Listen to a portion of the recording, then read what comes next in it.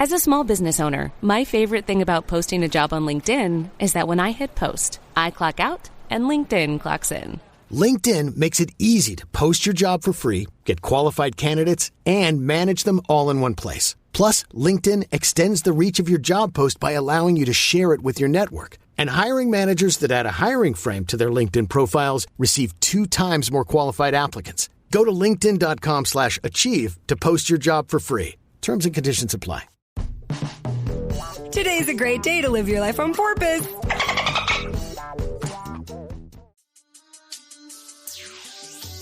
Join us on a journey, you glorious human, to see yourself clearly and feel a little more awesome than you did before. It's Awesome with Alison.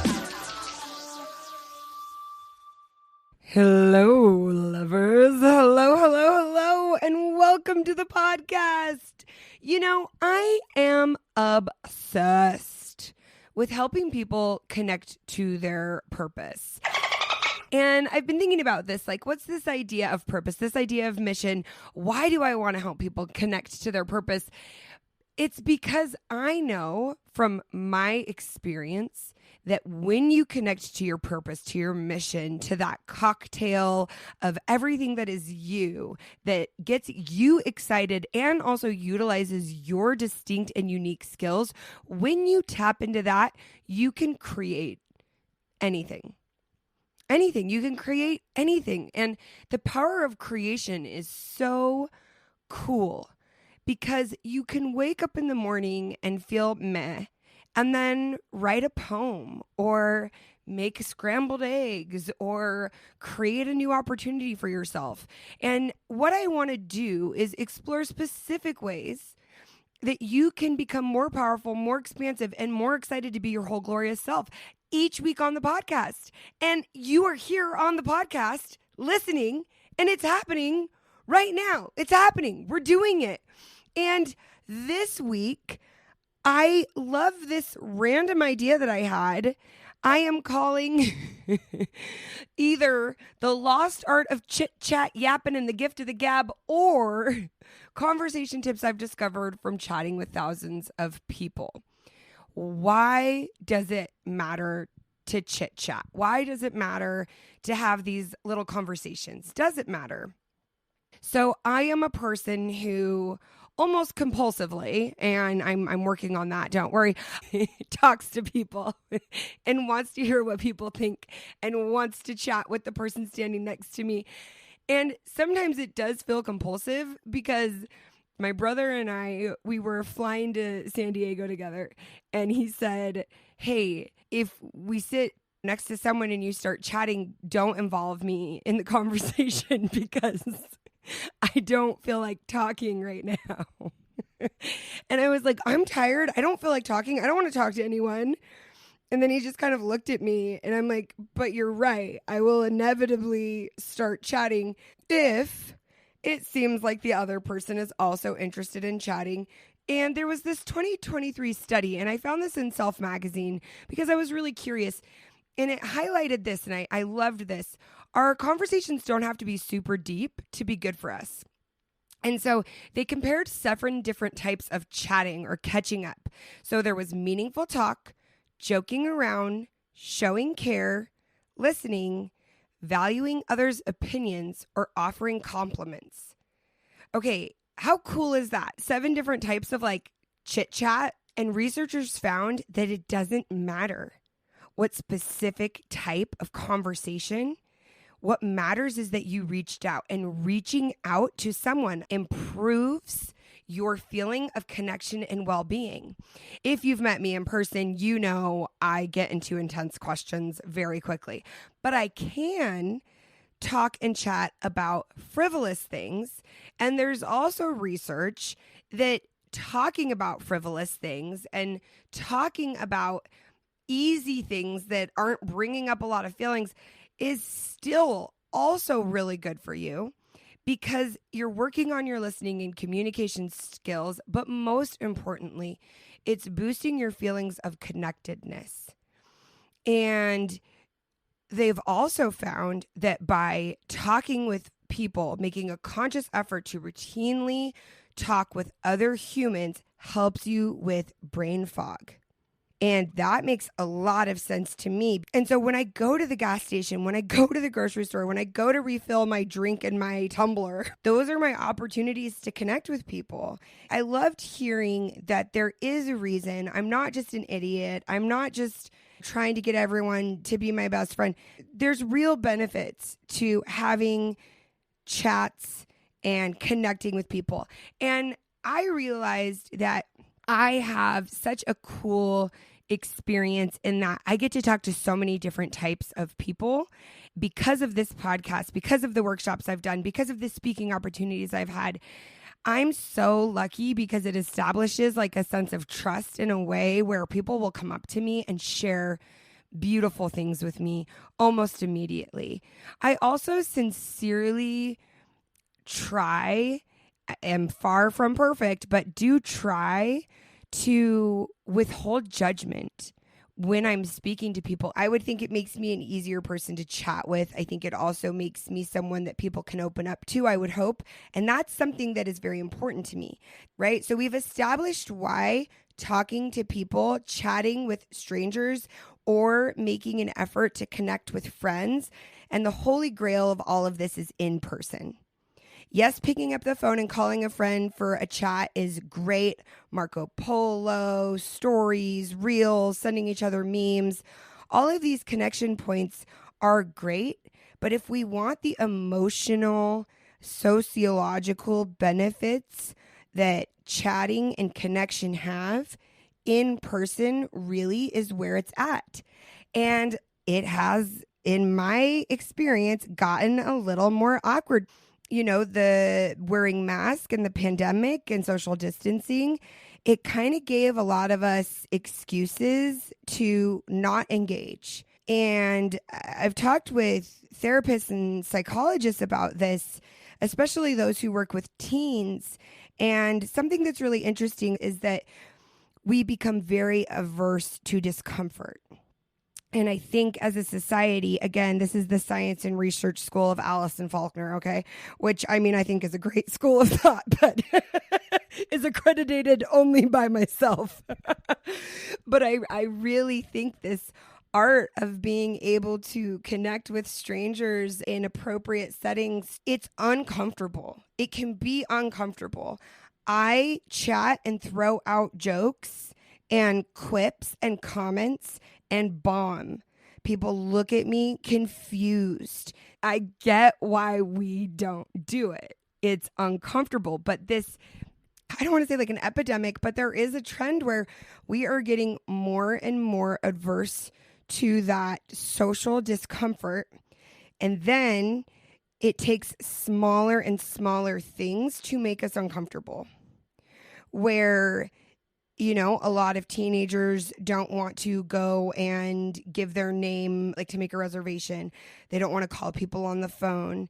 These are all opportunities for connection, to reduce brain fog, to increase your self-efficacy, the belief that you can. And not only that, it's going to broaden your perspective, but it can be hard. It can feel really vulnerable. And so because I have chatted with thousands and thousands and thousands of people, I'm in these outlier situations where I get up and I speak in front of a bunch of people, or I sit behind a screen and I speak to a lot of people. And then I have in-person and opportunities for them to come up to me and chat with me. And I thought that something I could offer you is some tips and tricks that I use, because I do have tips and tricks. And this came to me because I was with my daughter Ginger for my sister Andrea's 40th birthday party at the Tubby Todd headquarters. It was so fun. And there were 150 people there. And a lot of them are people that Andrea and I, which were only a year apart in school, we went to college with, we went to high school with, and cousins, family members.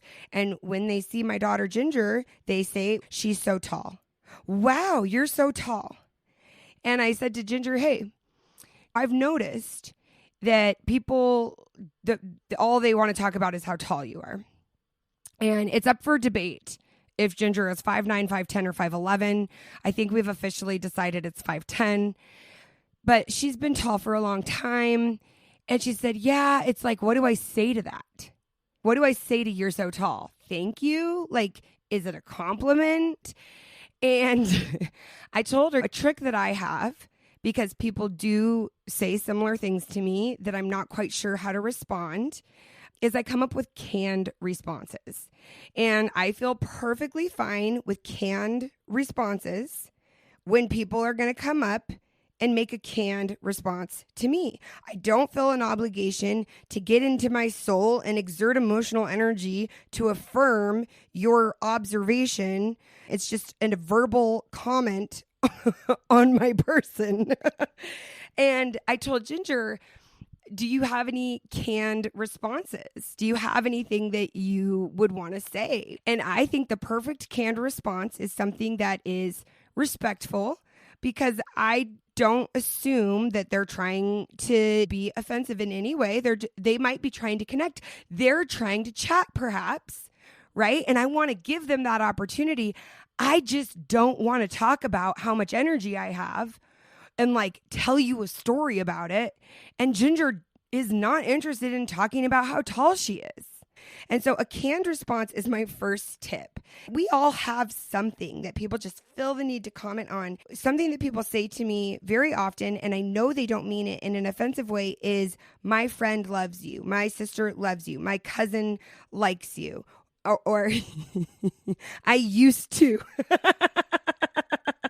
And my response, especially to the so-and-so in my life likes you, which again, it's a nice thing to say, but how do I as a person respond to that? They're not saying they like me. They're not giving me a compliment. So I have started saying, wow, they're a genius. You have really good taste in friends. They must be a very attractive genius. And this always makes the other person laugh. It takes it away from me. We're not talking about me anymore. I don't want to talk about me. And then I can ask the person who is in front of me, not the person who's not there, questions about themselves. Or what I often do is ask them questions about the other person. Because if you're going to bring up the other person, I'm interested in the other person.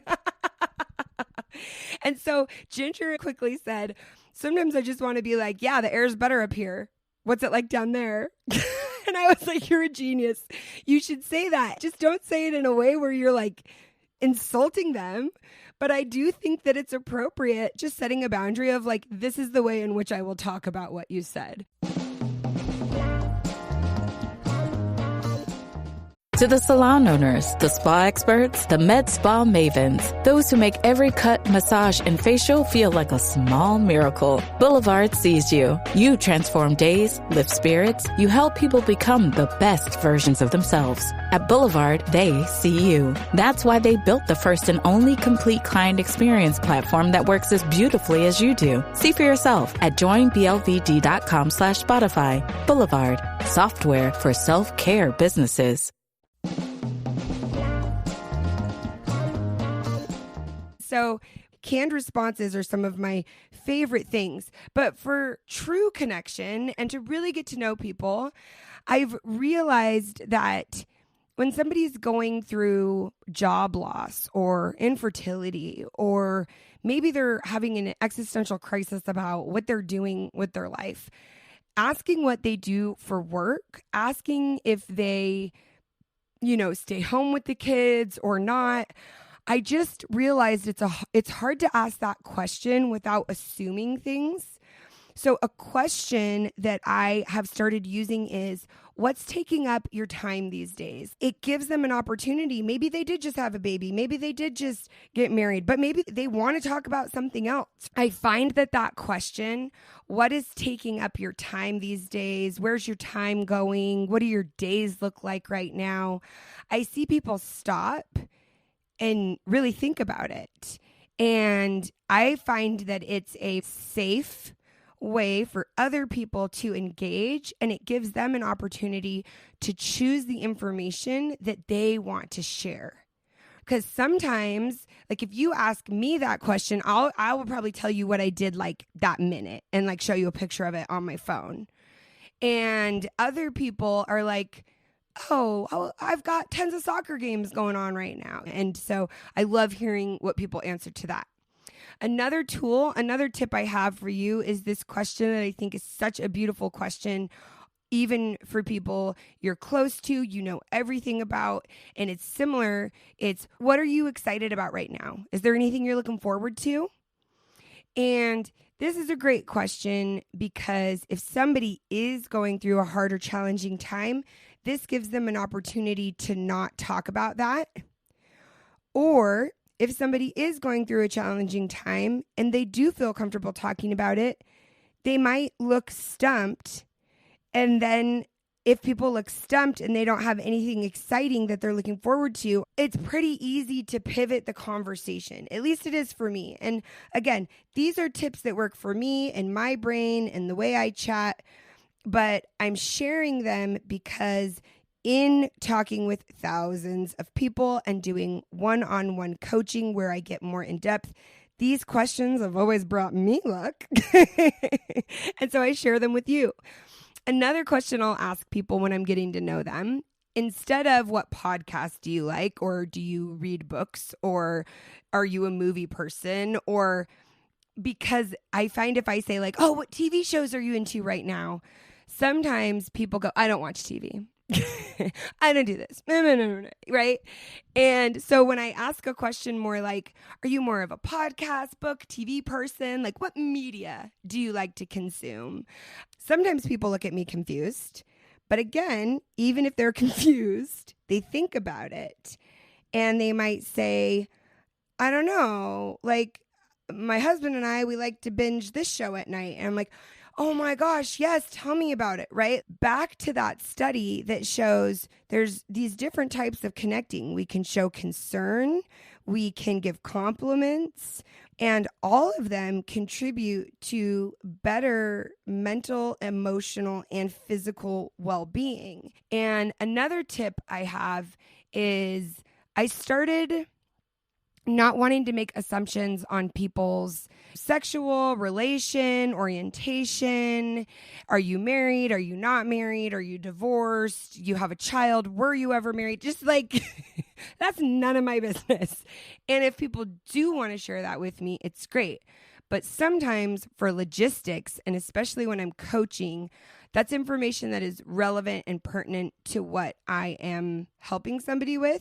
And a way to ask that question that I've really liked is, are you partnered up? And what that does is it gives somebody an opportunity to say, oh, well, my ex-husband is helping with the kids, right?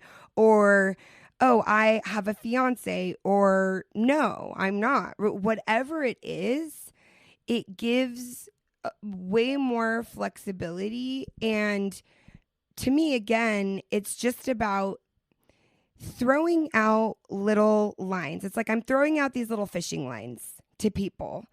And are you comfortable with this? Do you want to bite? If not, that's okay.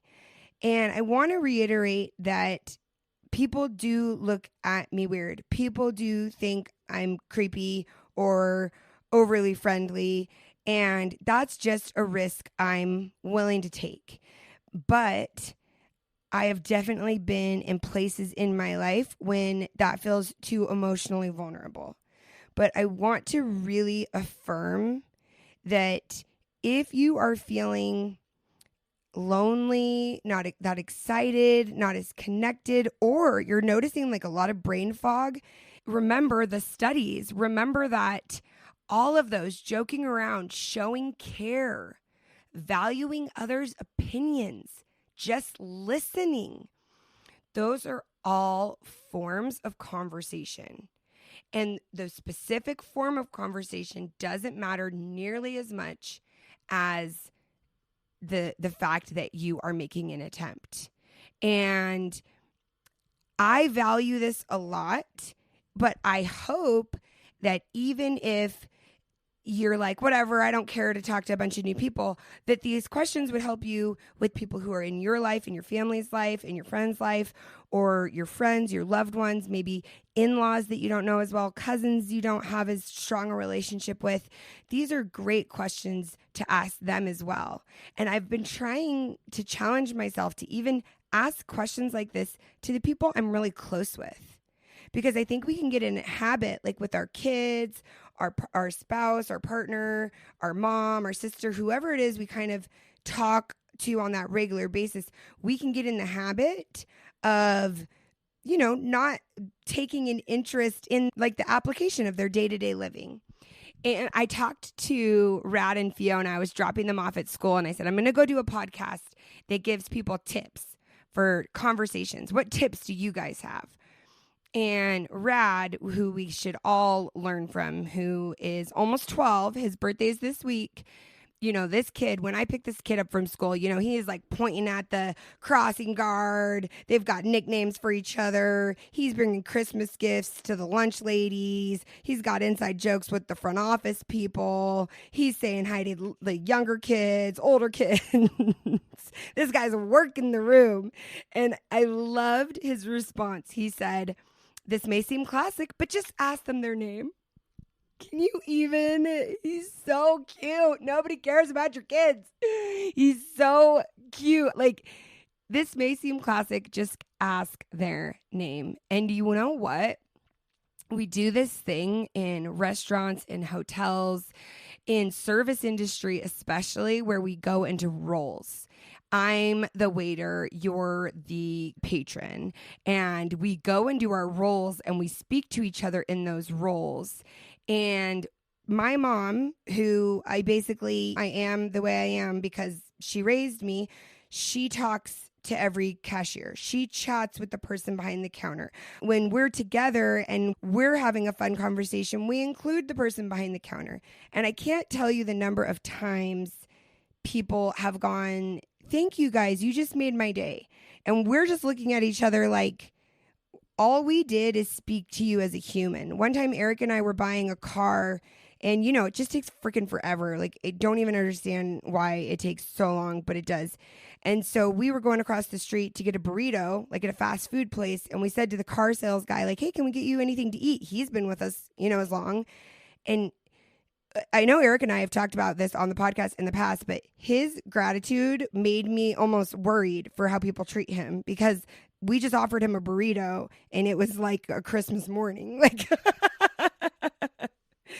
and then it was cute because Fiona said, "Well, why don't you just invite them to something? Invite them to play a game with you." And I really like that idea too, when it comes to maybe making a new friend or a deeper connection, is invite them to something easy. Invite them to something that you go to regularly, like a walking date you go on with a few friends. And it's a nice way to bring somebody in. And then one last idea that I want to touch on is, I think a lot of us are worried that we're awkward and we're boring and we aren't interesting and we don't have anything to say. And we don't want to say something stupid, and we don't want to look or be perceived in a certain way. And to that, I say, who cares? Like, why would it matter if you're boring? The conversation that you want to have isn't about you. You want to learn about somebody else. That makes you a not boring person. You want to show someone else interest, care, concern, connection. That makes you a considerate, compassionate person. And I'll never forget this. When I was 20-something, I was backpacking through Guatemala with these two friends, Courtney and Ashley, and we stayed in this person's house in Guatemala, and we had breakfast with them, and we practiced Spanish with them. And there was this cute, like, Australian kid named Derek, who was also backpacking through Central America. He was staying at the house, and he was just this sweetheart. And we were talking about getting married one day, and my friend Ashley, who is married to a really darling man to this day, was saying, it stresses me out to get married, because it's like, what if you look at each other like when you're 50 and you've got nothing to say? Derek was like, well, then you go and you read a book and you talk about it. Or you go and you plant a garden and you talk about it. You go and do something, read something, learn something, and then you talk about it. And I just loved that. I loved that so much. And so if you feel like you don't have the chutzpah, the confidence, the whatever it is to connect with people, to chat, number one, good, great. Then you won't be like me interrupting them all the time. And number 2, listening and showing care and concern is such a beautiful way of connecting. And to Derek's point, read something, make something, go somewhere, see something, have an idea, create, and allow that to inspire you and perhaps connect and meet people. Because what it comes down to is we are a social species. We do need other people. I'm not saying we put ourselves in unsafe situations, but I am suggesting that as humans listening to this podcast who want to connect to our purpose, who want to live expansive lives, who want to fill this world with creativity and love and compassion, chatting with others, like, let's do it. Let's do it. I would love to hear if you have any conversation tips. Call the Girlfriend Therapy Hotline. The Girlfriend Therapy Hotline doesn't just have to be for questions. The Girlfriend Therapy Hotline is so that I can hear your hot takes. I would love to share ideas that you have when you're listening to the podcast and you're like, oh, Alison, tips for conversations. This is a really, really good one I've learned. I would love to hear that from you. And I'd love to play it on the podcast because I would love for people to hear from your perspective and your point of view. And isn't it so fun that I have the ability to do that? So let's do it. The hotline number is always in the show notes. We want to hear your 2 cents on this episode, on past episodes, and I would love to play some of the input that we get back from you guys. I want to remind you that the world needs you and you make a difference. You make a difference in showing up. You make a difference every time you decide to go anywhere, to do anything, to create anything. And we need you because only you can be you, and we need every part of you. I want to thank you guys so much for listening. Thank you for leaving reviews. I appreciate them so much. I would love to see some new reviews, even if you've left a review in the past. Again, only positive reviews are required. Positive feedback. If you have any negative feedback, I mean, just like send me an email, I guess. Like, I mean, you get to live your life, obviously. I want to thank you again for listening. Only you can be you, and we need you. Bye, babies.